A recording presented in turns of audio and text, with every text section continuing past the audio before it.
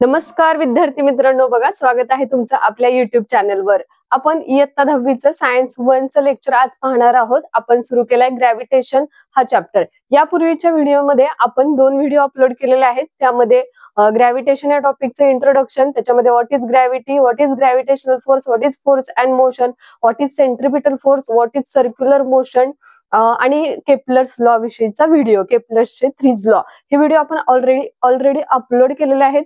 या व्हिडिओमध्ये आपण Newton's universal law of gravitation याविषयी माहिती पाहूया। चला तर मग सुरुवात करूया आपल्या पॉइंटला, Newton's universal law of gravitation. बघा, न्यूटन्स हे सायंटिस्ट आहेत आणि त्यांनी ग्रॅव्हिटेशनल फोर्सचा शोध लावला, हे तर तुम्हाला माहितच आहे। त्यांनी एक स्टेटमेंट मांडलं, त्यांनी एक थेरी मांडली। काय आहे ती थेरी जाणून घेऊया। According to this theory, every object in the universe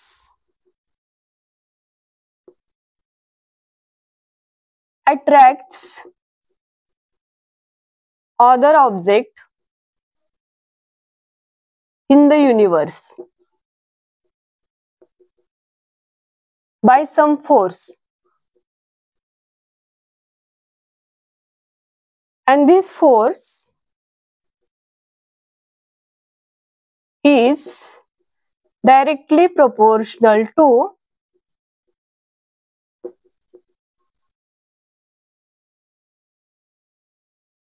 product of their masses and inversely proportional to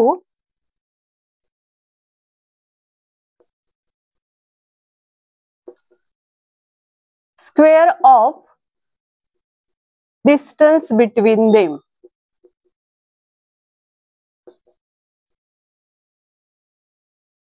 हे आहे स्टेटमेंट, ही आहे थेरी। बघा काय आहे अर्थ समजून घ्या। Every object in the universe attracts other object in the universe. Universe मधला प्रत्येक ऑब्जेक्ट हा युनिव्हर्स मधल्याच दुसऱ्या ऑब्जेक्टला अट्रॅक्ट करत असतो। काय करत असतो? अट्रॅक्ट करत असतो। बाय सम फोर्स, अट्रॅक्ट करत असताना तिथं काहीतरी फोर्स काम करत असतो। तर तो जो फोर्स आहे, this force is directly proportional to product of their masses.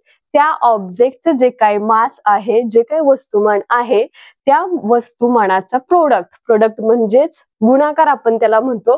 त्या 2 ऑब्जेक्ट जर असतील तर त्या 2 ऑब्जेक्टच्या मासचा गुणाकार। And inversely proportional to square म्हणजे वर्ग, inversely proportional to distance between them. त्या 2 ऑब्जेक्ट मधील, म्हणजे बघा इथे मी डायग्राम काढून तुम्हाला स्पष्टीकरण देते। समजा ह्या 2 ऑब्जेक्ट आहेत, ह्याचं मास आहे m1, ह्याचं मास आहे m2, असं हे दोघांचं मास आहे। आणि ह्या वस्तू एकमेकांना काय करतायत? अट्रॅक्ट करतायत बाय सम फोर्स। ह्याच्यामध्ये दोघांमध्ये काहीतरी फोर्स आहे आणि ह्या दोघांमधलं डिस्टन्स आपण d घेऊया, मग ह्या थेरीनुसार काय फॉर्म्युला तयार होईल? तर बघा, this force is directly proportional, हे प्रोपोर्शनॅलिटीचं साइन लिहिलं, directly proportional to product of their masses. Product म्हणजे गुणाकार, म्हणजे m1 आणि m2 हा झाला दोघांचा 2 मासेसचा गुणाकार। आणि इनव्हर्सली प्रोपोर्शनल टू आहे म्हणून ते डिवायडेशन मध्ये खाली येणार, इनव्हर्सली व्यस्त प्रमाणामध्ये आहे म्हणून ते खाली लिहूया, छेदामध्ये लिहूया, inversely proportional to square of distance between them. डिस्टन्सला d मानले आणि त्याचा स्क्वेअर, हा झाला तुमचा फॉर्म्युला कशाचा? न्यूटन्स युनिव्हर्सल लॉ ऑफ ग्रॅव्हिटेशनचा। तर बघा पुढच्या स्टेप मध्ये आपण काय करतो, तर ह्या प्रोपोर्शनल साइनला रिमूव्ह करून याच्या जागेवर आपण g असं घेतो। तर g म्हणजे काय? तर g आहे ग्रॅव्हिटेशनल कॉन्स्टंट, जी आहे ग्रॅव्हिटेशनल कॉन्स्टंट। आणि त्या g ची व्हॅल्यू काय आहे ही तुम्ही मला व्हिडिओच्या कमेंट मध्ये नक्की कळवा। थँक्यू।